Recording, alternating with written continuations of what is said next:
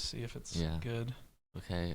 You're a little more soft-spoken, so I think we can turn that thing up. Unless you're going to really unleash on me. I mean, who knows? We weren't expecting Sam to start speaking up. I don't know. Sometimes I get excited and I start speaking up, but What's excited you? I'm interested to see that.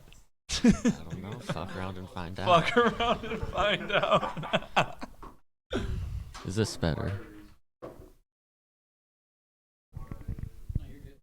I don't know. My voice isn't as deep as Sam's either, so it doesn't take up as much audio space. Oh, man.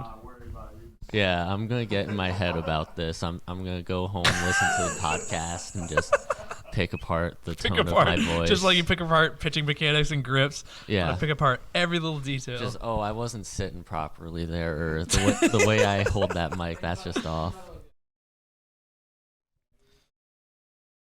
Well, I'm really excited about this one because the newest member of the team is here today, Matty Rones. I don't know. I'll give you my intro of you. Basically, you still play ball, Augsburg, right? Yes, sir. All right. 5th year there. Started at McAllister. Yep. Transferred there.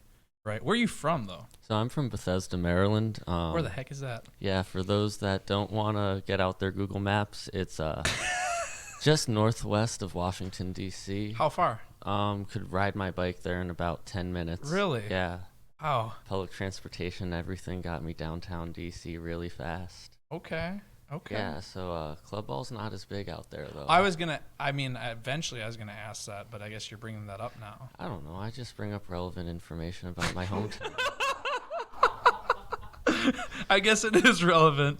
So, kind of how I've been doing these, especially like just getting to know you a little bit as a person, one, and then as a baseball player and coach and trainer, secondary. Tell us a little bit about yourself, like you and your baseball background, like how you grew up, how you learned the game of baseball, what programs you went through, even though we don't know what Bethesda is, but Yeah. you can tell us a little bit about it. Yeah, so my dad grew up a long-time baseball fan. Grew up in Brooklyn, so Brooklyn Dodger fan. Oh, okay. So kind of grew up looking at like old school baseball, like what old school? Like looking at like videos from like the 50s and stuff. You did. Like he showed it to me. Okay, this explains a lot now. Yeah. Yeah, I'm definitely like a 70s soul. You're sure. an old soul, man. Yeah. Yeah. If I brought my pitching coach to meet you, he'd be like, "Is that guy my age?" Yeah, no, I hear you. Not based on your looks, just the way you talk about the game. Yeah, baseball's kind of simple. It's pretty spiritual. It's all about feel. Yeah. As a coach, like the biggest thing I think is if you can't feel what you're doing, you can't get better at it. Yeah. So just kind of really focus on like that internal. But anyways, back to my baseball. The internal journey. Focus. Yes. Yes. We'll get more in depth on that. But yeah, tell me about you. Yeah, so I grew up kind of just like watching my older brother play baseball. He was 2 years older, so like right around 2 or so. I was like, I want to do this. Like, I started playing t-ball, did rec ball stuff. Travel started coming around in like 6th grade, 7th grade. Oh, I skipped over Little League. Yeah, you did. That's my fault. That's all right. Yeah. You can go back to it. Yeah, so I played like 2 teams from 9 to 12. I played Little League and rec. Okay. And for a while there, I was playing on my older brother's rec team. Oh, okay. When I was 8 and he was 10. There you go. I was a catcher back then. I was actually pretty good. Okay, so literally my comment on Sam's episode just a little bit ago was like true. Like I'm probably a better catcher. We'll have to test this out at Monday's practice. Who was throwing out runners at age 9? I was. That's true on 60-foot base paths, or those even 60? They're probably even less. Little league fields. Well, those are 60, right? Unless it's different in Bethesda. I don't know. didn't measure it. I just played. Okay. Play the game. You play it. So I played that for a while. Then 7th grade, I switched to center field and shortstop. Okay. Just because there were a few naffy kids that they wanted to put behind the plate. It was club ball at that point. Oh, really? At what, 13? Yeah, I think I started like 13, 14 years. Okay, so like you're early on that because it'd be nice to have more microphones for the guys, but like I started when I was like 16. You started club ball like right away. Yeah. But you said it wasn't as big out there. It was definitely like more age groups available through like 3 or 4 organizations that I was aware of. 3 or 4, yeah. Like I lived in Maryland, but all of my games were in North Virginia. Yeah.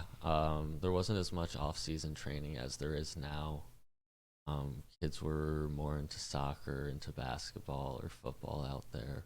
Yeah. Lacrosse was embarrassingly big out there. Embarrassingly big like yeah. that. Yeah. It wasn't you go to lacrosse because you're a bad athlete. It's go to lacrosse because your parents think you're a good athlete and you play football in the fall and lacrosse. What do they do in the winter then? I don't know. What'd you do in the winter? In the winter, up until like high school, I did basketball. I did soccer in the fall. Respect. Never played football. My dad didn't want me to get a concussion. I've had 3 though. Oh yeah? Yeah. From what? Baseball. Oh, baseball? Yeah. What, diving in the bag? Yeah. Catcher? No, never catching. Okay. I made sure to use my chest. I never used my face to block a ball. Do it with your chest. Okay. Man, like Sam Knight's sitting right next to me here, and if he had a microphone, I think he might explode on him. And I don't know what that looks like, but I want to see it. But yeah, I slid into second base stealing, and the second baseman was in the middle of the bag. So I just took his leg head first. And then what age was this at? I think I was 12. And Nice. And then I pitched in the second game of the doubleheader. Facing the same team. Same team, yep. Okay. Concussed, but didn't know it. Didn't know, yeah. So I'd walk the first batter of every inning. And that never happened, so you're, of course, concussed. No, that happens a lot. I walk so many batters. Really? Yeah. Still? Well, I walk more now than I did back then. Okay. We'll have to talk about your change in delivery from then to now, I'm assuming. Definitely. Yeah. But yeah, and then the other concussions were just like being dumb and getting hit in the face with like a soccer ball or it happens, man. a basketball or just kid stuff. But yeah, so baseball wise, I played that little club travel going on till. What was the team name for club travel? The organization was KOA. KOA. KOA. Yes. Sounds like a campground up here. Yeah. That's it's literally. It literally is a campground. I think it's a Hawaiian word. Is it? Okay. Because some more spirituality coming in here. Something like that, but I wasn't connected to that back then. Yeah. But the colors were like the University of Hawaii colors, like green, white, and okay. Yeah, it was pretty cool. Actually. Pretty flashy. So did you play? How many years did you play with them? I want to say like 5 years. Some good teams? No, not some good teams at all. Okay. Yeah. Got it. We had a lot of coach turnover. It was interesting. It didn't feel like anyone really wanted to like stick around. Got it. I'd say there was like 6 guys I played like 3 or 4 years with. Got it. You still keep in touch with those guys? Not at all. Yeah. I kind of kind of what happens when you're younger, but I would just assume like baseball if you played with them for a bunch of years, but you move, especially when you come to cold Minnesota. I also never really hung out with my teammates like at that age. I was just like, I'm here to play baseball right now. Yeah. I bet they lived far from you too, so. Yeah, we're kind of all over like the county. It's not like we had. Not like our team. We didn't. Friends are like, hey, you want to play MLB The Show later or whatever video game they're playing? Yeah, I'd love to. Yeah, he's answering it. Well, I haven't played video games since I was like a junior or senior in high school. I really don't play video games either. Just you don't? I mean, my buddies have all their systems, and when I'm there, I'm like, yeah, I'll fire something up. But like, we have like 4 TVs in their living room, so it just works. We'll have like a football game in the middle, and then everyone playing whatever they want. Yeah, there you go. What about baseball? You got any playoff baseball games? Well, they just started within the last week. Yeah. I honestly don't watch enough baseball because you're doing it. Yeah. I'm so enthralled by it that like if I watch a game, I'm just picking up the mechanics. I'm like that's what ended up happening with me after I started working with a pitching coach. When I was like 15, 16, I go to the games and I'm just like looking at every little thing. And that's cool. I mean, you learn a lot about it, but probably like my wife sitting next to me, she'd probably be like, "What are you seeing?" Yeah, it's like I bet you're the same way. I can't carry a conversation if I'm at a baseball game because I'm just fixated on the game. Goodness. Like, Well, we're gonna have to talk about the mechanics stuff because you started up over top, and then I don't know when you made your transition after an injury, but we'll get into that. Yeah. So, club ball. Did you play high school ball then and stuff? Yeah, so I played 2 years of JV at Walt Whitman High School. Okay. Mascot was the Vikings.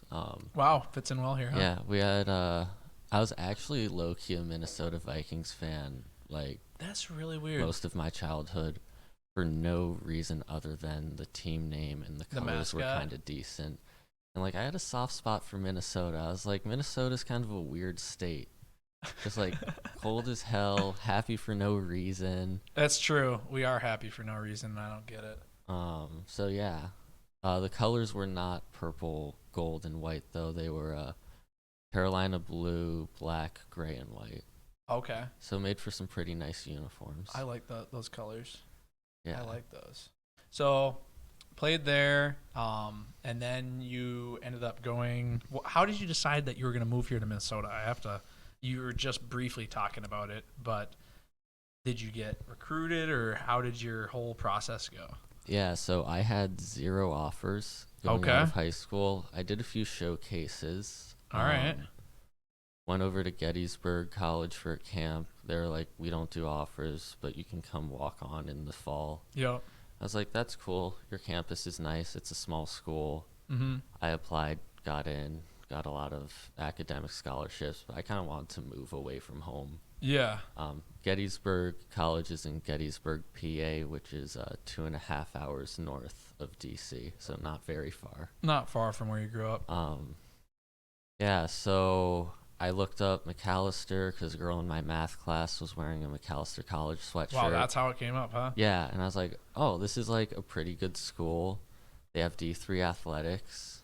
There you go.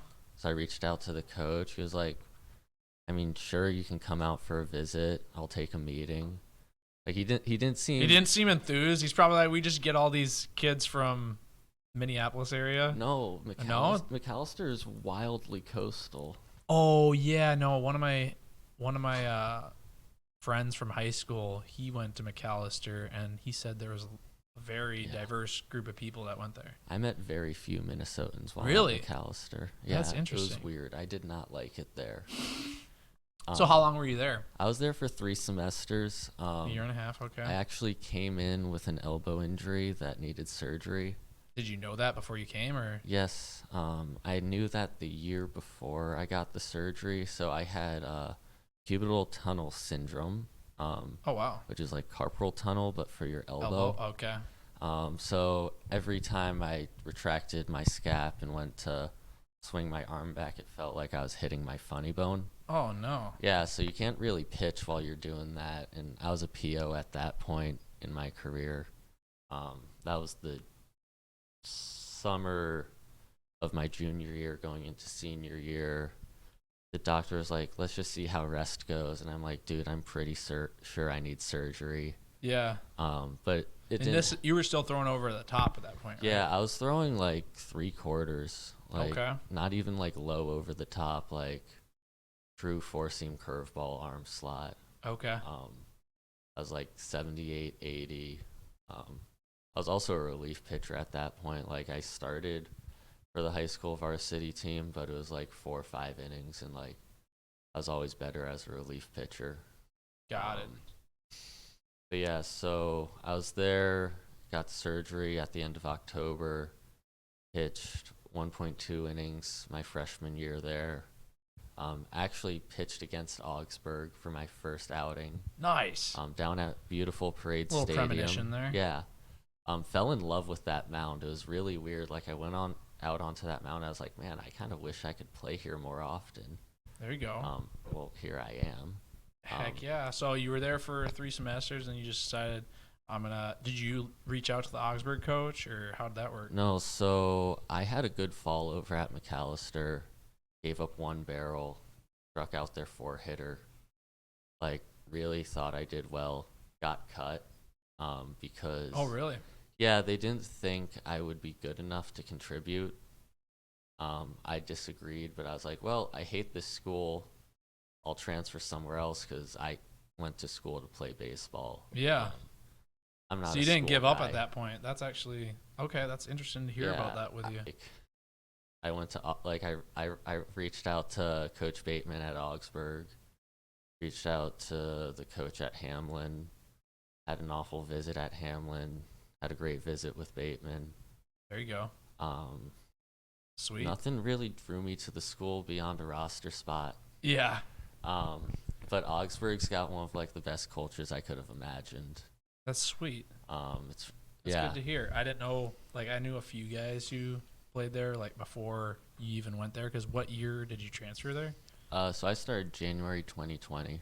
Oh, okay, right before everything Yeah. hit the fan. Yeah, so I got 6 weeks with the boys, and then we all went to a screeching halt. So did you go back home during that time, or did you stay there, or how did that work? Yeah, so I was dating In March, yeah. So I was dating a girl from McAllister that was graduating in that spring. Okay. So we're just like, let's live together, make it work. Oh wow, that's some big steps. Yeah, Man. one of the best mistakes I've ever made. Okay. You know how like you make a really bad decision and it like kicks, like it puts you on the right path? That was that. Okay. Yeah, learned a lot from that relationship. But yeah, going back to the baseball sides of things. Yeah, absolutely. This is a baseball podcast. Yeah, this is a baseball podcast, but it is good to learn. I haven't even learned these things about you, and you know, when you first apply, what did you apply on when you first became a trainer? Yeah, so I saw the job on Indeed. Indeed, yeah. Because like I just want to coach baseball. I Yeah. don't care where. Yeah, because this is your fifth year senior now at Augsburg. Like kind of jumping ahead a little bit, but Yeah, you know, this is your last year playing probably. definitely last year of college. But if I can get a like pro ball offer, I'll go for that. Yeah. I found a company that works with European pro ball clubs, Sweet. with like matching players and stuff. So I'll start checking that out in the next couple weeks. Yeah, there you go. I guess that kind of parlays into what my next question is. Like, what are your goals? Like, obviously, we hired you on as a trainer and coach with Complete Athlete. This is your first coaching experience and training experience. But what's your overall goal with Complete Athlete? And then what's your purpose, like life purpose or goal that you have for yourself? Yeah, I want to help start youth players on the path to good baseball habits. What I found growing up was there's a lot of programs to play, but not a lot of quality trainers to teach you good habits. 100% agree. So I want to inspire kids to learn more for themselves, but also just focus on what's important to them.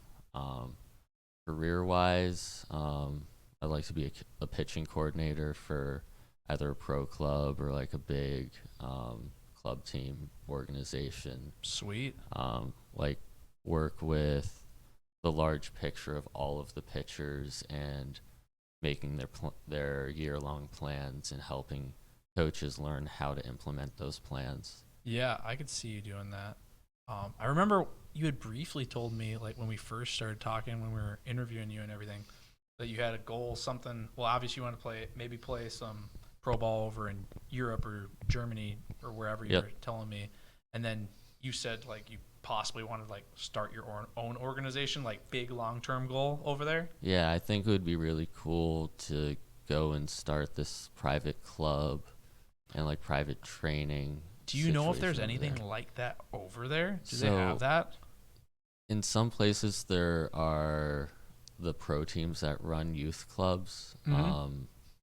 But from what I've seen in my limited experience overseas, there's not as much like year-round facilities and year-round instruction. Mm-hmm. I mean, that's just basically the last decade, or maybe even 5 to 8 years. Like that's just become bigger in general, even here in Minnesota. Like I don't think it definitely wasn't that big when I was training as a youth and high school ball player. Yeah, it's really blown up over there. As a youth player, I had one coach that played in the Netherlands. Oh, okay. So that probably like got you thinking about that maybe earlier on, or just recently the last few years? So I was always aware of it, and I always had an interest in living in Europe for a while after college.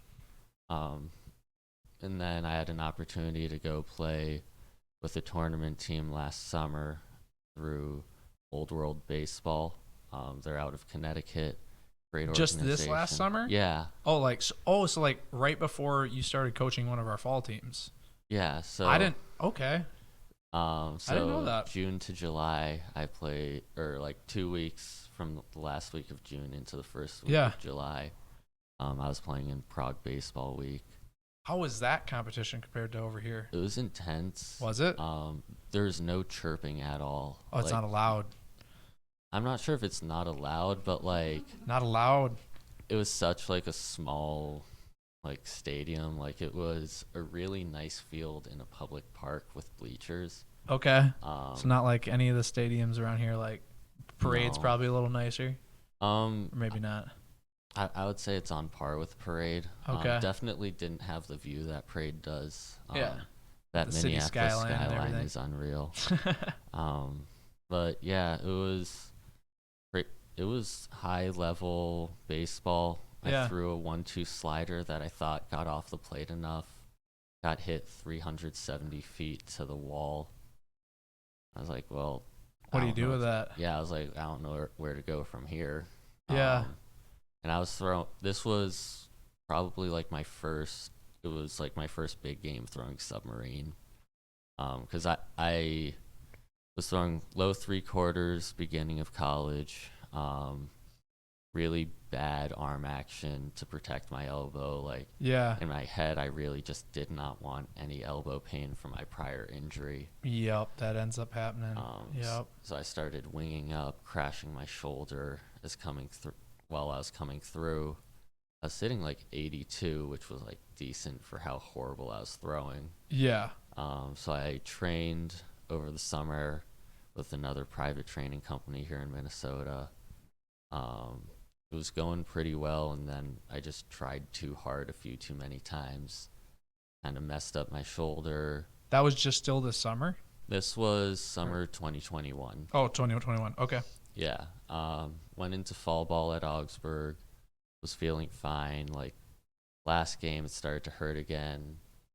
And then while I was doing my winter programming, I just could not get rid of bicep tendonitis. Like Just this last winter. So like yeah, like November, December, January, February of this last year. so March 2022, I'm throwing a bullpen at 6 a.m. on a Saturday because Wow, great time to throw one. yeah, yeah, the school decides to rent out the dome from like 8 a.m. to 8 p.m. Which dome is that again? They put a dome over the football field on campus. Oh, at Augsburg, yeah. Yeah, but the school rents it out on the weekends to try and make some money for it. Yep. So we practice early in the morning. 6 to 8 or 6 to 9? Yeah, 6 to like 8:30, 6 to 9. Man, those are just the prime practices. I remember Yeah. I had to do those at Anoka Ramsey where Sam Knight played as well, and those were the worst. Yeah. I mean, I don't know how you feel about it, but like getting up and like actually throwing a bullpen like at a time you're probably not gonna actually pitch in a game at, so like getting ready for that is like it's just not optimal. It doesn't make sense. Well, we did have a few games at US Bank. Well, that was are at, but like, next thing I was 6, 7 thinking of is the a.m. or, only like, time midnight. the only time you're going to play at that is like 3 a.m., 5 a.m. at US Bank if you can get a time slot there. So I was like, okay, this is adversity, but like it's Yeah. practice for when we're actually playing a game. Yeah, I guess the Vikings had to do it over in London, so just Well- last week. They Well, had to that play was it. that well, I was- guess different time Yeah, there. time zones. Oh, I'm just thinking of how I'm thinking of us too much, not the actual Yeah, team. it was But they still 9 had to a.m. get for used to us. the time zone, the change, you know. Yeah, it's never easy to fly the same week that you play, Yeah. especially overseas. Not optimal. Yeah, not ideal. What was the time difference between here and Prague when you went? 7 over? hours. Okay. Yeah, but it was about 12 hours of travel to get there. Dang. Yeah, not too I've never bad. been over on that side of the world. I need to go there. I highly recommend it. Okay. really just go anywhere that you get the good idea to go to. You Well, can't like go food wrong. wise, or just seeing the sights? I think any city will have a lot to take in, and that you'll really gain an appreciation for how other people go about their lives. So is that where the spirituality came from, or was that way before? Um, I think it just has to do with a lot of life experience. Yeah. And just I've come to a place where I'm not necessarily religious, and I'm not in a place to say that there is or isn't a higher power, but I think there's some form of like cosmic connection between people. There's a reason when you meet someone for the first time, it feels like you've met them for a few years. I would have to say the first time I met you at the ballpark, when you strolled up, I was like, this guy's a good fit. He fits in with our little weird clan we got going on Yeah. here. Seriously. But you do seem like an old soul, and that's great to hear, like, just how you view things. Um, Let me ask you, who do you look up to and why? There's a lot of people I look up to. Nobody encapsulates like all of life at once. I find my head coach at Augsburg pretty admirable, Keith Bateman. Yeah. Really, really accepting dude. Is really good at walking the line between like I'm gonna keep you in line and discipline you without feeling remorse whether or not you like me, but also being very personable and someone that I can have like a fun conversation with, Absolutely. and just like want to spend time around. Yeah, there is a very fine line with that. Like, even us as youth coaches and trainers, like, of finding that fine line of being a friend with the guys and like actually like, being disciplined. Where would you say you are at on that as a coach or a trainer? I think when I got here, I was definitely more towards the be your pal kind of coach. But I feel like that's with any new team. You kind of need to behave that way a little bit. Yeah, Get them to like let their wall down so that they'll listen to you. yeah. But the past couple weeks, up here with the 16U kids, I've started cracking the whip a bit more. I'm not gonna lie, I enjoy it a little bit. You like the power. Yeah. Well, It's- what do you think yields the best results? And how do you get there? I think the balance is Yeah. good because they understand that if I'm speaking to them in a direct manner or raising my voice, they know that I'm being serious. Mm-hmm. Like some of my worst coaches were the guys that are just hardos the second you walked in the door. Mm-hmm. It was like I just can't take you seriously. Yup. Like you're getting on my ass about the pace I'm doing my high knees at. Like it's a frickin' warm up, dude. Like like talk to me about like what I had for lunch, please. Yeah, for like the first few minutes and ease into it, and then you do focus up during Yeah. that, but But like if Yeah. I'm goofing off during like infield or while like the coach is talking, yeah, crack the whip on me. Like that's your job to make sure I'm invested in the practice and learning. yeah. So this is actually kind of off the cuff, but like if you could go back like as a player in high school, kind of like the kids that we're working with, 16-year-olds, like at that point in time, would you do anything different of how you approach training yourself or going about your day to day as a baseball player? Yeah, I would have focused more on baseball. I did a lot of different activities as a kid. Okay. So when I went to baseball, I was like, okay, it's baseball time. We'll just like do it, have fun, try our best. Yeah. So like I never like was a distraction during practice, but like part of me wishes that I was doing more baseball activities so that when it was team practices, I could focus more on just like the social team part and not needing the coaching as much. 100%, because the real work gets done outside of actually being at a team practice. I mean, you get some stuff done, but you can tell like the guys that are wanting to get to the next level based off of their efforts and what they're doing outside Yeah. of, what we're doing. I was just texting Nate Brennan earlier, just checking in on him. I know you put the plan together for him. Like he wants to put in the extra work, right? Yeah. And so he's gonna actually start coming in and getting his workouts in on Tuesday, Thursdays, Sweet. just by himself, but because he doesn't have the equipment at home. So like Yeah. when I see guys put in that extra effort or want to, like you got to give them some way of actually doing it, Yeah, I could always tell Nate had hundreds of questions to ask me. Like, were you like that as a kid? oh, unbelievably. Oh no. I'm just kidding.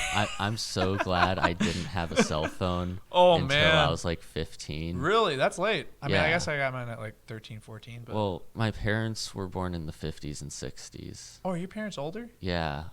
Same with mine. Yeah, my dad is 66 and my mom is 62. You got older siblings? Yeah, he is 24. His birthday's coming Oh. up. That's why I paused. He's just older than you though? 'Cause Yeah, You're like, 22, 23? I'm 22, yeah. Okay. Cool fact, the pitching coach at Augsburg is 23. What? What's Yeah. his name? I don't know him. Michael Jensen. You didn't remember your own coach's name? I But couldn't how does remember that his work? full name. How does that work? I mean, I know MLB baseball is going for younger coaches in general. Yeah. And, you know, like Rocco, he's just older than the older players on the team, or Nelson Cruz was older than him the last few years whenever he was on the team. But like, how do you think as a coach or a player playing for a coach that's right around your same age, do you just gauge it based off of his knowledge in the game and the conversations you have with him? Like, or how do you approach your day-to-day business listening to a coach that's your age, basically? Yeah. So Coach Bateman gave me a little bit of like preview during the hiring process. Yeah. Because this is his first year with us. Yeah. So we didn't have him on staff till August. Mhm. But then once I got the name, I looked him up, saw that he works at another club team in the area. I'll leave it unnamed. Okay, you can tell me after. Yeah. I mean, it really doesn't matter, but yeah. Oh, we just won't give out any free advertising. Yeah, That's exactly. the point. I like your thinking, Matty. Yeah. Communications major. Learned a lot about marketing on Thursday. Wow, there goes the train of thought. Yeah, That's completely so fine. He went to Just him as a Yeah. coach being around your same age. Yeah, great communicator. Went to Oklahoma, went to Augustana. Oh, both really good baseball programs. So he came in kind of like already having everyone's respect as a player. There you and go. like the number one thing is like as the oldest player on the pitching staff is like I show him respect when we're at practice. But he also acts older than 23 when it's go time. But when it's mess around time, it's like having a buddy there. Oh, that's cool. He actually went to high school with a former Augsburg player. Okay. Is he from like the Minneapolis area? Yeah, he went to Holy Family. Okay. I don't know many guys who went there. Yeah, I just know the two. Okay. And you're still getting to know like all the high schools around this area. You're just hearing them all during club ball, like all these kids that were training, like what teams they play for school ball. So Yeah. you're just getting used to it anyways. Yeah, being here full time has really helped me learn the suburbs and all the little town names. I would say the towns are outside the city though. Like the northern suburb or the suburbs are like, you know, where we're at right now. And then I live in a town for sure, right up the road, 30 minutes. Well, I feel like the suburb is like the area. So like northeast, northwest, southwest, southeast, and then like the True. town is like Spring Lake Park, Blaine, etc. You know. It's so funny because like most of the kids who go to Spring Lake Park live in Blaine. Actually, did you know that? I have absolutely no clue where kids live. I do know it is open enrollment, which is wild to me. Well, yeah. I mean, certain schools do more of it, but yeah, it But happens like if you everywhere. live in a certain area, you can pick amongst a few schools, right? No, there's still boundaries. Okay. Yeah, they're weird boundaries. Like they don't make sense, but there's boundaries. Okay. I already know the answer to this question, but are you an introvert or extrovert? I used to be an introvert, but I think I'm an extrovert. Really? What did you think? An introvert? I would say it's introvert because I don't recharge in a large social group. Yeah. Like if you put me out at Wasn't a that bar, the definition? No, because I recharge around like a small group of like 2 to 4 people that I'm close to. And a real introvert would recharge by themselves. That's at least my understanding of it. Man, we need to get a dictionary out here. Okay, that's good to. I literally thought you were an introvert though. No, it makes total sense. I carry a lot of quiet energy. Yeah, that's why I kind of figured that. Yeah. But like Sam Knight was saying before, like it depends on the setting he's in, and I'm kind of the same way. Yeah. You know. What is your like? So you've just started coaching and done a few training sessions here and there. what would you say as a pitching coach? Well, actually, first I should ask, what is your expertise on our training staff and as a coach? Base running. Definitely wrong. Yeah. No. Let's get the real answer. Ask the fall team about my base running decisions. I say go at all times. I mean, I like the aggressive play. Yeah, 100%. Depends on the team you're facing. Some of these national teams, it's like, oh, they're gonna make every play. Yeah.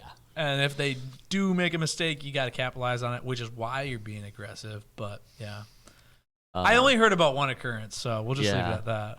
It was probably 2 occurrences in the same game. Oh shucks. And Cricky did the same thing. So yeah. Don't even There's a learning curve. I don't belong at first. Really? Why? Yeah. Why'd you guys switch it up that day, anyways?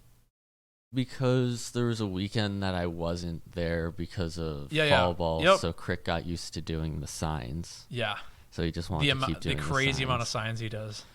I don't know how other coaches do their signs so fast. Well, just simplify. I just do. Mine are simple, but I don't go that fast. Yeah. I don't know. I don't see any of these. I mean, I don't see many of these club teams like actually looking to steal the sign. Like, no, they're just gonna play it as it lies. No, they steal it when I give signs to the catcher, but that's if I make it too obvious. Oh, we make it obvious. I mean, it's obvious. Put the big one down. I mean, I hold the numbers up, but there's a sequence to it at least. Oh yeah, for sure. But that's a little bit better than I'd say my expertise is mechanics, pitch grips. I spend a lot of time taking the kids away from the mound and throwing to fix their mechanics. Absolutely, as you should. I love a good PVC pipe drill. It's really good for finding your plane of motion. Because a lot of our other sports teach us to work in front of our bodies and to bend over and to push, where baseball is really lunging and rotating. And so using the PVC pipe, you're able to see what line your shoulders are on compared to your hips. Yeah, I was seeing you working on that with Braden Grisey the other night. Yeah. Yeah, really getting into staying in line. Because he gets out of line a little bit, even though he's a great player. Yeah, really good player. He's got a lot of levers that just need a little bit of help organizing. And you're helping organize that. Yeah, I've realized he just needs to stop trying so hard as well. Like, he puts in a lot of effort. Yeah, and like, it makes a lot of sense when your body's all turning at once. There's a direct relationship between effort and velocity. Takes a lot more max effort than it should be. Yeah. The biggest thing I've learned over my college career is to focus on being smooth rather than the effort I put in. And then you end up actually probably throwing harder and with ease, which makes you less injury prone in general, and just makes you feel better as a pitcher after you finish a pitch and strike a guy out. And yeah, they're down on one knee. Well, we'll see if I can get one knees. I don't have. Well, you got your slider right. I actually have never seen you pitch. You missed out on the day John and I pitched. I mean, it was.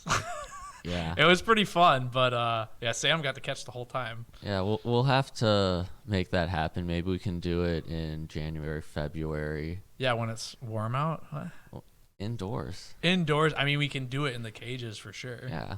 Live VPs. Other than that, we'll have to wait till May. I know. Yeah. Well, college season. Well, everybody's gonna have to come. We're gonna have to come watch you play, man. Yeah. You'll have to send the schedule out. You can also look up the schedule at Augsburg Athletics. Go under the men's sports tab, click on baseball, click on additional links. Wow, you know exactly where schedule. It's at. You got a lot of fans coming, some girls or what? No, I've never invited anyone to a baseball game. Yeah, it's your own happy place, yeah. Well, I'm happy to have people come and watch. I honestly care if my dog is there.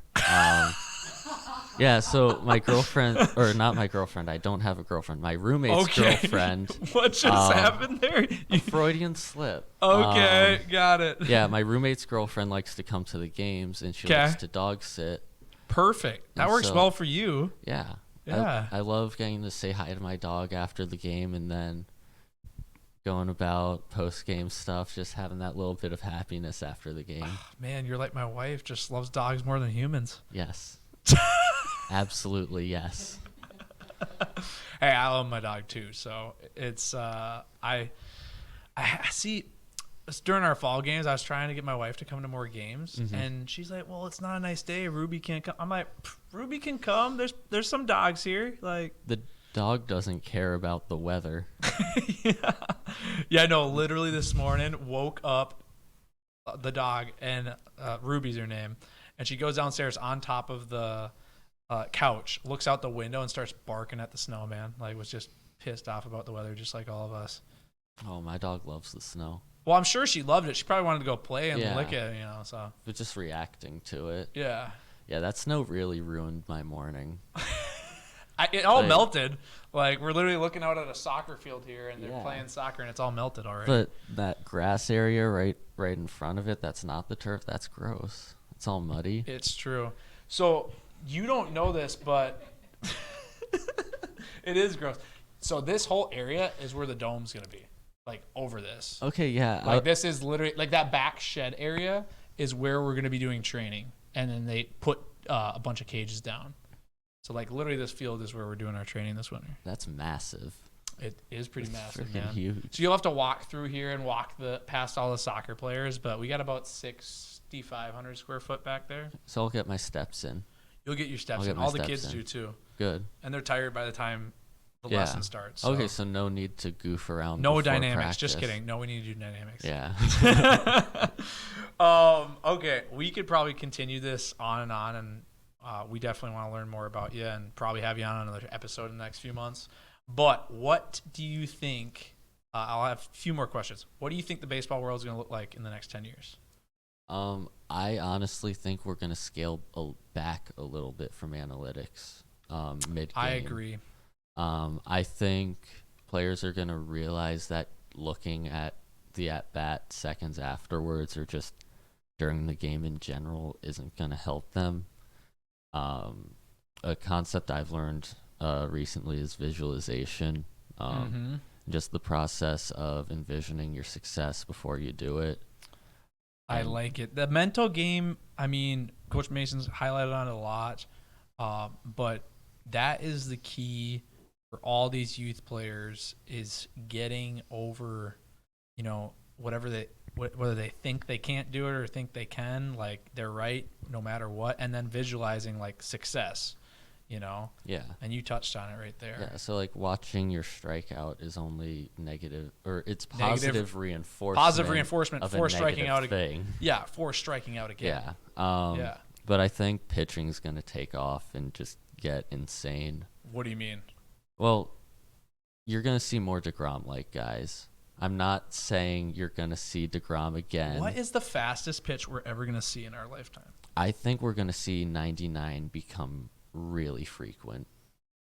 Like I'm saying, you're going to see 4-inning starters with 99 plus. What's the point of that? I feel like we need to go backwards with everything. There's a difference between what's going to be effective and what's going to happen in 10 years. I think starters are going to become 4 to 5 inning guys. So you're going to have 2 of those in a game. No, you're still going to do the one starter and then reliever junk.